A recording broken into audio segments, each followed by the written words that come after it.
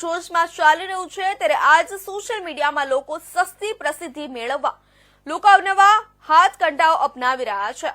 ત્યારે રાજકોટ શહેરના પણ હાઈવે રસ્તાઓ પર પહેલા બાઇક રેસ બાદમાં રિક્ષા રેસના જોખમી રીતે સ્ટન્ટ કરતા વિડીયો સોશિયલ મીડિયામાં વાયરલ થઈ રહ્યા છે